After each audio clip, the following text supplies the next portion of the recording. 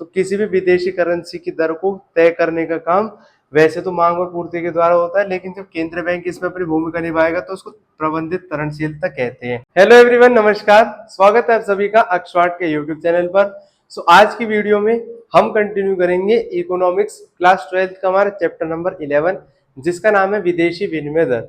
इससे पिछली वाली वीडियोस में हमने देखा था कि विदेशी विनिमय दर क्या होती है, विदेशी विनिमय दर को कौन कौन से कारक है जो प्रभावित करते हैं और इसका निर्धारण कैसे किया जाता है। आज की वीडियो में हम समझेंगे कि प्रबंधित तरलशीलता क्या होती है। हमें पता है कि जो विनिमय दर है उसका निर्धारण मांग और पूर्ति की शक्तियों द्वारा होता है, लेकिन कभी कभी केंद्र बैंक में उसमें अपना हस्तक्षेप करती है, यानी कि उसमें उसको कम या ज्यादा करने में केंद्र बैंक अपनी भूमिका निभाती है। तो उसी प्रणाली को प्रबंधित तरलशीलता कहते हैं। क्या होता है इसका कॉन्सेप्ट डिटेल में समझेंगे इस वीडियो में। तो स्टार्ट करते वीडियो को।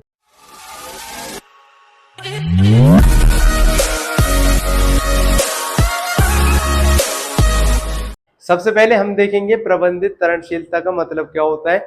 उससे भी पहले सबसे जरूरी बात यह है कि विनिमय दर क्या होती है।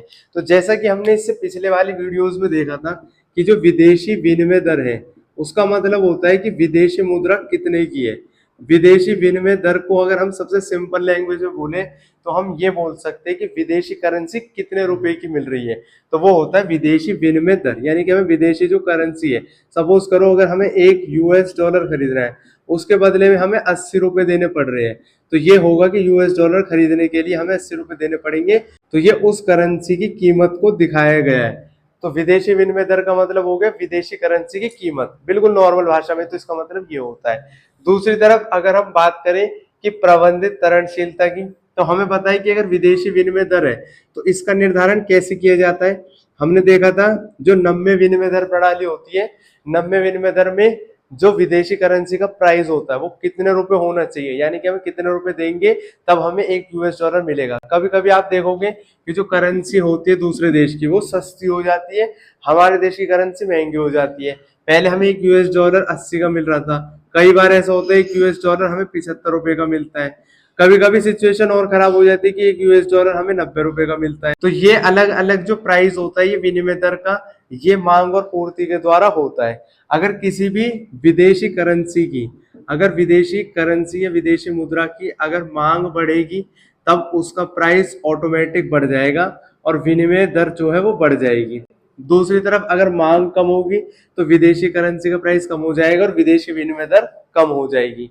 हमें पता है पूर्ति के केस में भी सेम कॉन्सेप्ट होता है कि अगर किसी भी सामान की पूर्ति बढ़ जाएगी, सपोज करो विदेशी करेंसी की पूर्ति बढ़ गई है, मार्केट के अंदर बहुत सारी विदेशी करेंसी आ गई है, तो अब क्या होगा, उसका जो प्राइस है वो ऑटोमेटिक कम हो जाएगा। पूर्ति बढ़ने से विदेशी विनिमय दर कम हो जाती है और पूर्ति कम होने से विदेशी विनिमय दर बढ़ जाती है। ये तो था कॉन्सेप्ट नम्य विनिमय दर प्रणाली का।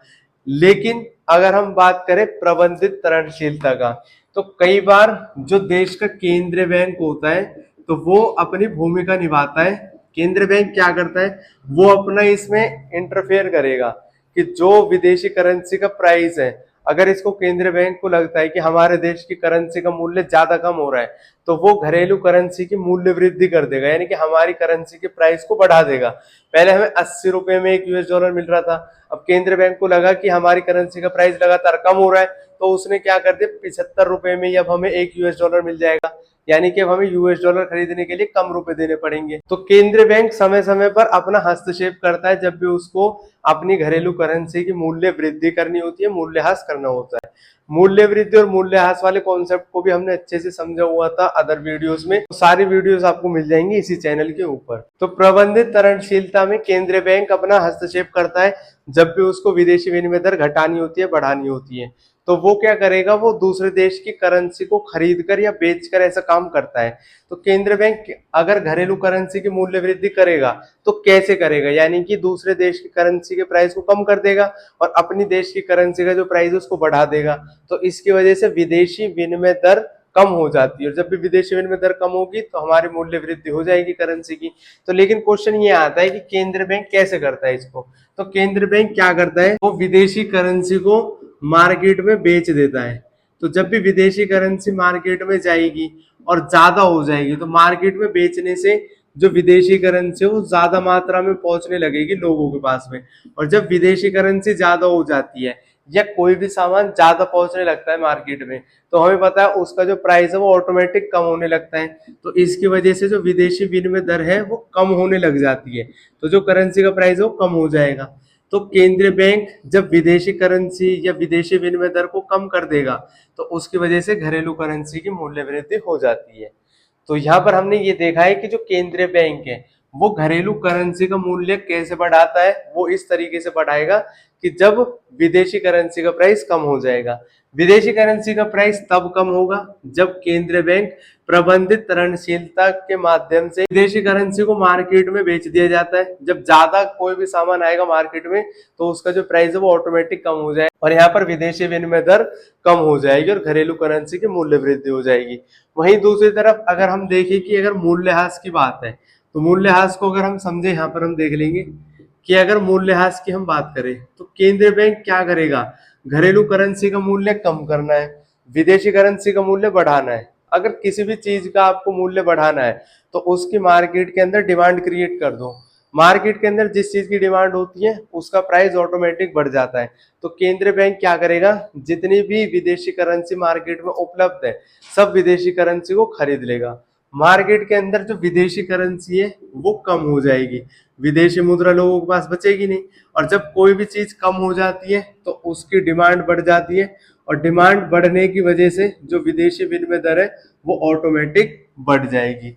और जब विदेशी विनिमय दर बढ़ गई तो हमारे देश की घरेलू करेंसी का जो प्राइस है वो ऑटोमेटिक कम हो जाएगा और उसको हम घरेलू करेंसी का मूल्यह्रास कहते हैं। तो प्रबंधित ऋणशीलता में केंद्र बैंक क्या कर रहा है, केंद्र बैंक जो विदेशी करेंसी है उसको या तो खरीद रहा है या उसको बेच रहा है। अगर उसको घरेलू करेंसी का मूल्य बढ़ाना है और विदेशी करेंसी का प्राइस कम करना है तो इसको करने के लिए वो विदेशी करेंसी की सप्लाई बढ़ा देगा। विदेशी करेंसी की सप्लाई बढ़ने से उसका जो प्राइस है वो कम हो जाएगा और हमारी जो मूल्य वृद्धि है वो हो जाएगी। दूसरी तरफ अगर विदेशी करेंसी का जो मूल्य वो बढ़ाना है और घरेलू करेंसी का मूल्यह्रास करना है तो उसके लिए केंद्रीय बैंक मार्केट में विदेशी मुद्रा की मांग को बढ़ाने का प्रयास करेगा। विदेशी करेंसी की जो मांग है वो तभी बढ़ेगी, मार्केट से सारी विदेशी करेंसी को खरीद लेगा। अब लोगों के पास विदेशी करेंसी बची नहीं है तो उसकी डिमांड बढ़ जाती है, डिमांड बढ़ने से विदेशी करेंसी का जो प्राइस वो बढ़ जाएगा, विदेशी विनिमय दर बढ़ जाएगी, जिसके कारण से घरेलू करेंसी की मूल्यह्रास हो जाएगी। तो ये प्रबंधित ऋणशीलता होती है। आई होप ये आपको समझ में आया होगा कॉन्सेप्ट। अब इसको अच्छे से समझेंगे कि पेपर में इसको कैसे लिख कर आना है, सारे नोट्स को हम समझेंगे, साथ के साथ आप इसको नोट डाउन कर सकते हो और या फिर आप इसका स्क्रीनशॉट ले लेना जो नोट्स आपको अभी लिखवाए जाएंगे। अब हम ये देखेंगे कि हमें इसको पेपर में कैसे एक्सप्लेन करके आना है। तो टॉपिक वाइज आप इसको समझोगे और अगर आप इसको कॉपी में लिखोगे तो आपको ज्यादा बेटर समझ में आएगा कि कैसे इसको एक्सप्लेन करके आना है पेपर में। तो सबसे पहले विदेशी विनिमय दर, हालांकि इस बारे में हमने बहुत पढ़ लिया है पहले भी, लेकिन फिर भी एक बार देख लेते हैं।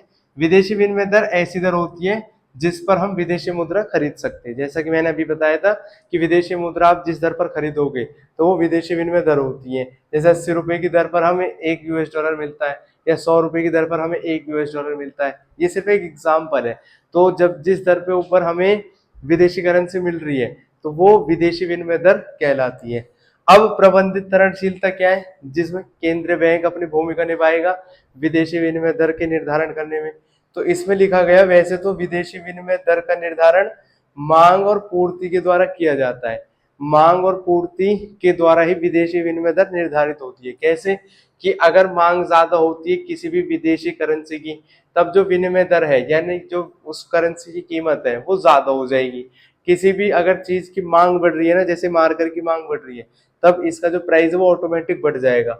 तो अगर मांग ज्यादा हो रही है किसी भी करेंसी की तो उसका मतलब विनिमय दर ज्यादा हो जाएगी और अगर मांग कम हो रही है तो विनिमय दर कम हो जाएगी। इसी तरीके से अगर पूर्ति ज्यादा है तो विनिमय दर कम हो जाएगी। अगर ये मार्कर की संख्या मार्केट में बढ़ जाएगी तो जगह जगह कंपटीशन हो जाएगा तो इसका जो प्राइस है वो ऑटोमेटिक कम होने लगेगा। तो जो भी किसी भी करेंसी की अगर मार्केट के अंदर सप्लाई बढ़ जाती है यानी कि पूर्ति बढ़ जाएगी, पूर्ति बढ़ने से वो सारी तरफ मिलने लगेगी करेंसी तो उसकी वजह से विनिमय दर कम हो जाएगी। तो हालांकि ऐसे निर्धारित होती है विदेशी विनिमय दर किसी भी करेंसी की, लेकिन जब विनिमय दर का निर्धारण केंद्रीय बैंक के द्वारा किया जाता है ना, यानी कि विनिमय दर के निर्धारण में जो देश का सेंट्रल बैंक है वो अपनी भूमिका निभाएगा। वो बोलेगा कि मैं तय करूंगा कि कौन सी विनिमय दर कितने की होगी। तो किसी भी विदेशी करेंसी की दर को तय करने का काम वैसे तो मांग और पूर्ति के द्वारा होता है, लेकिन जब केंद्रीय बैंक इसमें अपनी भूमिका निभाएगा तो उसको प्रबंधित तरलशीलता कहते हैं। ये इसकी डेफिनेशन हो गई, जैसा आपको लिख कर आना है। जब भी केंद्रीय बैंक के द्वारा विदेशी विनिमय दर को तय किया जाता है या विदेशी विनिमय दर को निर्धारित किया जाता है, तो उस प्रणाली को प्रबंधित तरलशीलता कहते हैं। इस प्रणाली को गंदी तरलशीलता भी कहते हैं, ये भी बात आपको याद रखना है। इसके अलावा इसके द्वारा घरेलू करेंसी के मूल्य को या तो कम किया जाता है या फिर इसे बढ़ाया जाता है। तो जो केंद्रीय बैंक है वो किस तरीके से अपनी भूमिका निभाकर जो विदेशी विनिमय दर है उसको कैसे प्रभावित करता है, यानी कि विदेशी विनिमय दर को कैसे कम करता है और कैसे ज्यादा करता है, तो उसको हम समझते हैं कि उसको आपको लिख कर कैसे आना है। तब तक आप इसका एक स्क्रीनशॉट ले सकते हो, फर्दर रिवीजन के लिए अपने पास रख सकते हो। अब हम ये देखेंगे कि जो केंद्रीय बैंक है वो विनिमय दर को कम या ज्यादा कैसे करता है, यानी कि विदेशी विनिमय दर को केंद्रीय बैंक कम करता है, उसको हम प्रबंधित तरलशीलता कहते हैं। लेकिन कम कैसे करता है, उसको पेपर में कैसे लिखना है, उसको हम यहाँ समझेंगे। तो क्वेश्चन आपसे ये पूछेगा कि केंद्रीय बैंक विनिमय दर को कम या ज्यादा कैसे करता है, या क्वेश्चन ये भी आ सकता है कि केंद्रीय बैंक प्रबंधित तरलशीलता के द्वारा विदेशी विनिमय दर को निर्धारित कैसे करता है, यानी कि विदेशी विनिमय दर को कम या ज्यादा या उसका निर्धारण या उसको कंट्रोल नियंत्रित कैसे करता है। कोई सा भी क्वेश्चन आपसे आ सकता है। तो इसको लिखे हुए कैसे, केंद्रीय बैंक विदेशी मुद्रा को खरीदकर या विदेशी मुद्रा को बेचकर विनिमय दर को प्रभावित करता है। या तो विदेशी करेंसी को खरीद लिया जाता है आरबीआई के द्वारा या विदेशी करेंसी को बेच दिया जाता है। और अगर विदेशी करेंसी को खरीद लिया जाएगा तब उसकी वजह से उसकी डिमांड बढ़ जाती है और विदेशी विनिमय दर बढ़ जाती है। दूसरी तरफ अगर विदेशी विनिमय दर को कम करना होता है तो उसके लिए सरकार जो केंद्रीय बैंक क्या करेगी, उसकी पूर्ति को बढ़ा देगी। पूर्ति बढ़ाने के लिए बेच दिया जाता है विदेशी विनिमय को, और जितनी ज्यादा विदेशी मुद्रा या विदेशी करेंसी पहुंचेगी मार्केट में उसकी पूर्ति बढ़ेगी। पूर्ति बढ़ने से उसकी कीमत ऑटोमेटिक कम हो जाएगी और विदेशी विनिमय दर कम हो जाएगी। तो पहला इसका पॉइंट यहाँ पर है। दूसरा पॉइंट यहाँ पर है, अगर विदेशी विनिमय दर को बढ़ाना होता है यानी कि विनिमय दर को इंक्रीज करना है और अपनी घरेलू करेंसी की जो मूल्य है उसको कम करना है, तब केंद्रीय बैंक विदेशी करेंसी को खरीद लेता है। अब कैसे लिखना है इसमें आपको, विदेशी करेंसी खरीदने से बाजार में विदेशी करेंसी कम हो जाती है। अगर जो केंद्रीय बैंक है वो विदेशी करेंसी को खरीद रहा है तो मार्केट से विदेशी करेंसी खत्म होने लगेगी, धीरे धीरे लोगों के पास पैसा बचेगा नहीं, सारी करेंसी आरबीआई के पास चली जाएगी। फिर उससे क्या होगा, इसकी वजह से विदेशी करेंसी की जो डिमांड है वो बढ़ जाएगी। लोगों के पास विदेशी करेंसी है नहीं तो डिमांड जो है इसकी ऑटोमेटिक बढ़ जाएगी। अब मार्केट में अगर किसी भी सामान की डिमांड बढ़ जाती है तो उसकी वजह से जो उसका प्राइस है वो ऑटोमेटिक बढ़ने लग जाएगा। तो मांग बढ़ने से विदेशी करेंसी का मूल्य बढ़ जाएगा या विदेशी विनिमय दर बढ़ जाती है। साथ ही इससे घरेलू मुद्रा का मूल्यह्रास भी हो जाता है। तो अगर विदेशी विनिमय दर को बढ़ाना होता है तो सरकार विदेशी विनिमय को खरीद लेती है, यानी विदेशी करेंसी को खरीद लेती है मार्केट से, जिसकी वजह से मार्केट में विदेशी करेंसी बचती नहीं है और विदेशी करेंसी की मांग बढ़ जाती है। दूसरी तरफ अगर विदेशी विनिमय दर को कम करना होता है, गवर्नमेंट ये देख रही है, आरबीआई ये देख रही है कि विदेशी विनिमय दर वो लगातार बढ़ती जा रही है और हमारी देश की जो करेंसी की खरीदने की क्षमता है, यानी कि जो हमारी मूल्य है घरेलू करेंसी का, वो लगातार कम हो रहा है। तो उसके लिए आरबीआई क्या करेगा, विदेशी विनिमय दर को कम करेगा। अब कम करने के लिए केंद्रीय बैंक विदेशी करेंसी को बेचने लग जाएगा। अब खुद ही सोचोगे, अगर केंद्रीय बैंक विदेशी करेंसी को बेच रहा है मार्केट में तो उसकी वजह से ज्यादा लोगों के पास करेंसी आ जाएगी, फिर जो उसकी डिमांड है वो कम हो जाएगी, पूर्ति बढ़ जाएगी। पूर्ति बढ़ जाने से यानी कि सप्लाई बढ़ जाने से किसी भी सामान का जो प्राइस है वो ऑटोमेटिक कम होने लगता है और उससे विदेशी विनिमय दर कम हो जाएगी और हमारे देश की घरेलू करेंसी का मूल्य बढ़ जाएगा और उससे घरेलू करेंसी की मूल्य वृद्धि हो जाएगी। लिखना भी कुछ इस तरीके से इसको कि विदेशी करेंसी बेच देने से बाजार में विदेशी करेंसी बढ़ जाएगी, सबके पास विदेशी करेंसी पहुंच रही है, इसकी वजह से जो विदेशी करेंसी की मांग है वो कम हो जाएगी और जो उसकी पूर्ति है वो बढ़ जाएगी। पूर्ति बढ़ने से विदेशी करेंसी का मूल्य जो है वो कम हो जाएगा, यानी कि विदेशी विनिमय दर कम हो जाएगी, साथ ही इससे घरेलू मुद्रा की मूल्य वृद्धि हो जाएगी। तो ये सिचुएशन है, जैसे इस तरीके से आपको एक्सप्लेन करना है कि केंद्रीय बैंक के द्वारा विदेशी विनिमय दर को किस प्रकार से प्रभावित किया जाता है। तो आप इसका स्क्रीनशॉट ले सकते हो और अपने पास में रख सकते हो। अब इसका सबसे इंपॉर्टेंट पार्ट रह जाता है इस वाले जो टॉपिक है प्रबंधित तरलशीलता का। तो प्रबंधित तरलशीलता नम्य विनिमय दर और स्थिर विनिमय दर प्रणाली दोनों का मिश्रण होता है। तो कई बार क्वेश्चन पूछ लेगा कि जो नम्य विनिमय दर प्रणाली और स्थिर विनिमय दर प्रणाली दोनों का ये प्रबंधित तरलशीलता मिश्रण कैसे, ये आपको समझाना है। तो समझाने के लिए आपको लिखना पड़ेगा कि इसमें नम्य विनिमय दर के गुण होते हैं और इसी प्रकार इसमें स्थिर विनिमय दर के गुण होते हैं। अब पहले क्वेश्चन ये आ जाता है कि इसमें नम्य विनिमय दर प्रणाली के गुण कैसे हैं। इसलिए है क्योंकि विनिमय दर को तय मांग और पूर्ति के द्वारा किया जाता है। जो इससे पहले हमने एक्सप्लेनेशन देखी थी अभी, उसमें हमने समझा था कि मांग और पूर्ति कैसे निर्धारित करते हैं, कि जैसे अगर किसी भी देश की करेंसी को आरबीआई खरीद लेगा तो उससे मांग बढ़ जाएगी और उस करेंसी की जो विनिमय दर है वो बढ़ जाएगी, और अगर उस देश की करेंसी को बेच दिया जाएगा तो उससे पूर्ति बढ़ जाएगी और उस देश की करेंसी की जो विनिमय दर है वो कम हो जाएगी। तो आरबीआई के द्वारा इसमें किया जाता है, लेकिन मांग और पूर्ति भी इसमें कहीं ना कहीं रोल प्ले करते हैं। दूसरी तरफ अगर हम देखें कि इसमें स्थिर विनिमय दर के भी गुण होते हैं। क्यों होते हैं? इसलिए होते हैं क्योंकि विनिमय दर को तय करने में केंद्रीय बैंक अपनी पूरी भूमिका निभाता है और जो गवर्नमेंट होती है वो अपनी भूमिका निभाती है। अब यहाँ पर हम ये शॉर्ट में इसको लिख सकते हैं कि प्रबंधित तरलशीलता में नम्य विनिमय दर के भी गुण है और स्थिर विनिमय दर के भी गुण है। यहाँ पर हमारी जो प्रबंधित तरलशीलता वाला कॉन्सेप्ट है वो पूरी तरह से हो जाता है कंप्लीट। आई होप आपको समझ में आया होगा। आप चाहो तो एक इसका स्क्रीनशॉट और ले सकते हो। तो यहाँ पर बेसिकली हमने जो बहुत सारी बातें की हैं उनको अगर आप नोट डाउन करोगे अपनी नोटबुक के अंदर और फर्दर रिवीजन के लिए अपने पास रखोगे, जो डिफरेंट टाइप्स के क्वेश्चन है प्रबंधित तरलशीलता से रिलेटेड, अगर आप उनकी प्रैक्टिस करोगे और देखोगे प्रीवियस ईयर क्वेश्चन में, तो आपको अच्छे से समझ में आएगा कि कैसे आपको लिखना है, कैसे इसको एक्सप्लेन करके आना है। राइटिंग का जो आपका पार्ट है वो बहुत ज्यादा इंपॉर्टेंट हो जाता है। आंसर राइटिंग जब भी आप लिखोगे और उसकी प्रैक्टिस करोगे तो वही आपको कहीं ना कहीं मार्क्स दिलाने में मदद करेगा। तो आई होप ये वीडियो आपको समझ में आई होगी। अब इसी तरह की जो और भी ज्यादा वीडियोस है वो आपको मिल जाएंगी इसी चैनल के ऊपर। मिलेंगे नेक्स्ट वीडियोस में, तब तक के लिए खुश रहें, स्वस्थ रहें और जुड़े रहें एक्सपर्ट के साथ। जय हिंद, जय भारत।